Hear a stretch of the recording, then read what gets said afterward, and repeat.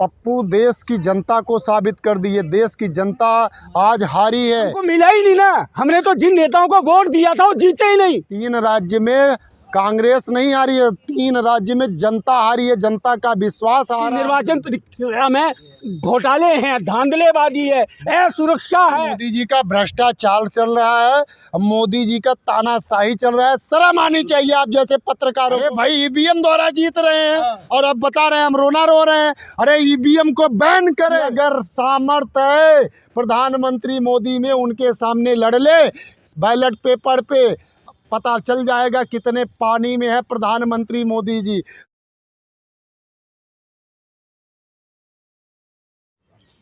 पहली बात तो ये जान लीजिए कि आज हमारे देश के माननीय प्रधानमंत्री मोदी जी 2014 से पहले का अगर उनका स्पीच और आज तक का भी स्पीच अगर आप देखिए तो पहला ये उनका लैंग्वेज होता है कि स्वदेशी चीज़ को अपनाओ। तो आज हमारे देश में जो ईवीएम आया है, ये क्या आपको जानते हैं स्वदेशी है? ये बीजेपी के हथकंडे में आज पहुंच चुका है। और बीजेपी जब चाहेगी, जहां चाहेगी, जितना चाहेगी उतना बहुमत अपने हाथ में लेगी और विपक्ष को इसी प्रकार से तोड़ने का काम करेगी। आप एक तरफ देखिए उत्तर प्रदेश के सपा के राष्ट्रीय अध्यक्ष अखिलेश यादव जी का ये भी कहना जायज़ है कि जब अमेरिका और जापान बड़े बड़े देशों में ईवीएम वहाँ पे बैन है और बैलेट पेपर से वोटिंग होता है, तो क्यों हमारे देश में वोट ईवीएम द्वारा होता है? और अगर ईवीएम नहीं हटेगा तो 2024 में भी ये भारतीय जनता पार्टी पूर्ण बहुमत से अपनी सरकार बनाए। लेकिन कांग्रेस जो हारी है मेजरली तीन राज्यों में, उसका तो अभी कोई भी बड़े नेता का बयान नहीं आया कि ईवीएम के ऊपर या ईवीएम के खिलाफ। देखिए, पहली बात तो कांग्रेस जो 3 राज्यों में हारी है तो उसमें बड़ा रोल है हमारे सीनियर नेताओं का। आप देख लीजिए राजस्थान में देखिए गहलोत और सचिन पायलट की, और वहाँ पे देखिए मध्य प्रदेश में कमलनाथ जी का। जब चुनाव नज़दीक था तो कमलनाथ जी एक बयान दिए थे, कौन अखिलेश उखिलेश।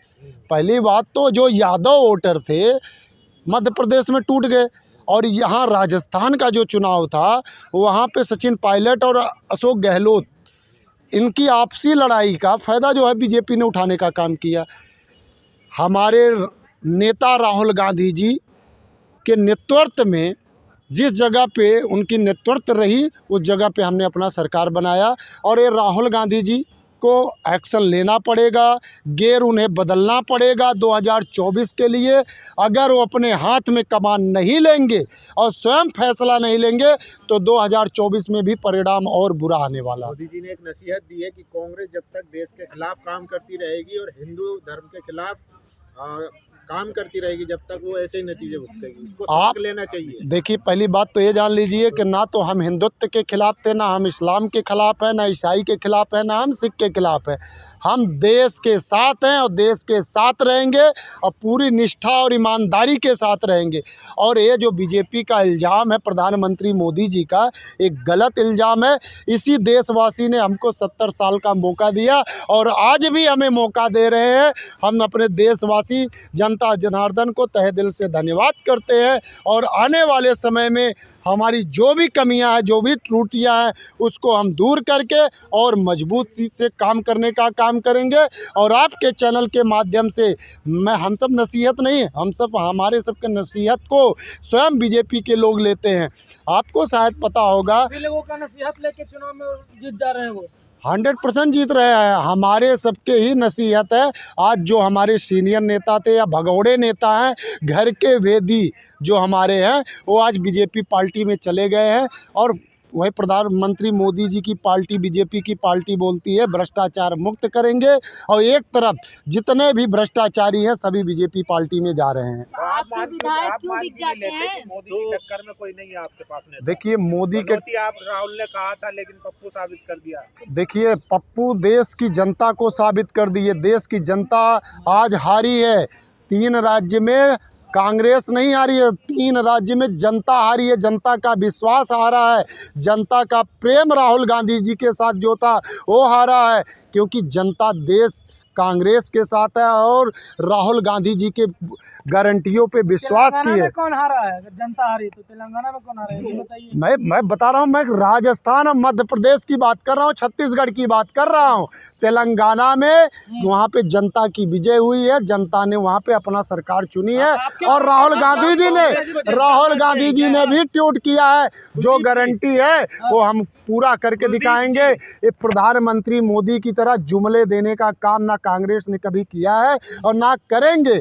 और आपको बता दें, राहुल गांधी जी इस बार गेर बदलने वाले हैं और आपको 2024 में ढेर सारी परिवर्तन देखने को मिलेगा। कुलदीप जी, आप कांग्रेस को जनता समझ रहे हैं कि जहां कांग्रेस हार गई वहां जनता हार गई, जहां कांग्रेस जीत गई वहां जनता जीत गई? देखिए, जनता जनार्दन वहाँ पे प्रधानमंत्री मोदी जी का हिंदू और मुस्लिम चला नहीं, वहाँ पे चलने का काम नहीं हुआ क्योंकि वहाँ हिंदी कम जानते हैं लोग। शिवराज सिंह के कामों को आप नहीं मानते हैं? भाई, शिवराज सिंह जी ने अगर काम किया होता तो आप सब पत्रकार महोदय, आप ही सब एग्जिट पोल दिखा रहे थे।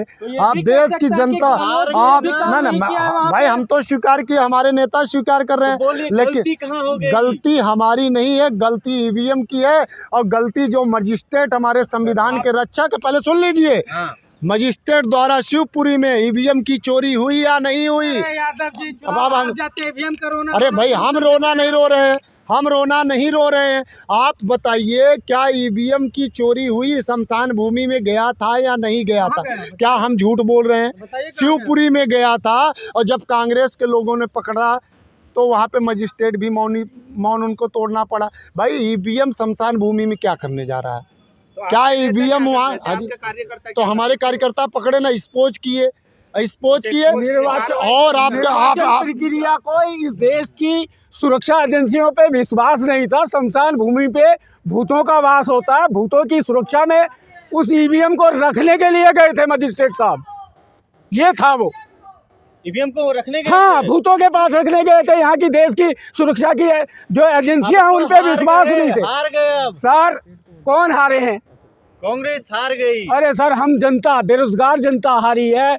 हम कितना रोजगार दे दिया? अरे सर, हमको मिला ही नहीं ना। हमने तो जिन नेताओं को वोट दिया था वो जीते ही नहीं, बीजेपी और कांग्रेस जीत गई। अरे भाई, हमारे नेता, हमारे क्षेत्रीय नेता जिनको हम नेता मानते हैं, और कांग्रेस और बीजेपी तो इसी निर्वाचन आयोग की चट्टा बट्टा पार्टी है और हारी है। तो हम पीढ़ी जनता हारी है, हम आम नागरिक हारे हैं। हम लोग तो कह रहे हैं कि निर्वाचन प्रक्रिया में घोटाले हैं, धांधलेबाजी है, असुरक्षा है, बैलेट पेपर से लाओ। और बैलेट पेपर जनता की जीत है, जनता की जीत नहीं है भाई। अरे मोदी जी का जादू चल रहा है, आप लोग मानने को तैयार ही नहीं है। 3 स्टेट में बम्पर वोट मिला उनको। मोदी जी का जादू नहीं, मोदी जी का भ्रष्टाचार चल रहा है, मोदी जी का तानाशाही चल रहा है। शर्म आनी चाहिए आप जैसे पत्रकारों को। आज कितना दिन हो गया, मणिपुर चल रहा है, 1,500 हजार 2-2 हजार यही लोग जंतर मंतर पे आ रहे हैं। अब आप ये बोलोगे कि वो कांग्रेस की तरफ से भेज रहे। जनता की जनादेश नहीं, किसान परेशान, जवान परेशान, देश की महिला परेशान, देश की बेटियां परेशान, देश की बेरोजगार। आप 125 देशों में 111वें नंबर पे हमारा देश भुखमरी में खड़ा है। आप बता रहे हैं जनता तो बीजेपी को चुनते। अरे भाई, ईवीएम द्वारा जीत रहे हैं और अब बता रहे हैं हम रोना रो रहे हैं। अरे ईवीएम को बैन करे, ईवीएम को बैन करे। राहुल प्रियंका गांधी सेना के राष्ट्रीय अध्यक्ष पंडित जगदीश शर्मा जी ने खुला चेतावनी दिया है कि अगर सामर्थ्य है प्रधानमंत्री मोदी में, उनके सामने लड़ ले।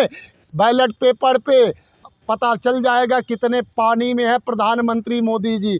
देश की जनता, देश के कार्यकर्ता कितने प्रेम से इस देश में रहते हैं। आज हिंदू मुस्लिम का एजेंडा जो खेल रहे हैं ना, ये हमें तो हमारी छोटी सी गलतियों के कारण आज हमें जनता कई बार हमें चोट दी है, लेकिन ये जो हिंदू मुस्लिम का कार्ड खेल रहे हैं, इनका सुपड़ा जी। आपके कौन से नेता ईवीएम को विरोध कर रहे हैं? भाई नहीं कर रहे हैं। भाई, क्यों नहीं कर रहे हैं? हम कर रहे हैं। क्यों नहीं कर रहे हैं? कार्यकर्ता हम कर रहे हैं, तो हम नेता नहीं है, हम कार्यकर्ता नहीं है। आप हमको क्या बना रहे हैं? अभी बोल दोगे आप पाकिस्तान से आए हो। कांग्रेस के बड़े नेता के तो ट्वीट नहीं। अरे भाई, बड़ा नेता छोटा नेता क्या होता है? नेता नेता होता है, कार्यकर्ता कार्यकर्ता होता है। नेता क्या होता है? नेता हमने बनाया है।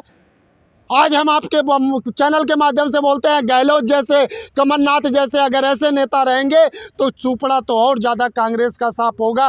क्योंकि जब राहुल गांधी जी की बात नहीं मानेंगे, जब प्रियंका जी की बात नहीं मानेंगे, जब नए जो कार्यकर्ता है उनका सम्मान ये कांग्रेस नहीं करेगी, तो फिर क्या होगा? जनता के सामने तो एक्सपोज होंगे ही होंगे। चलिए, शुक्रिया।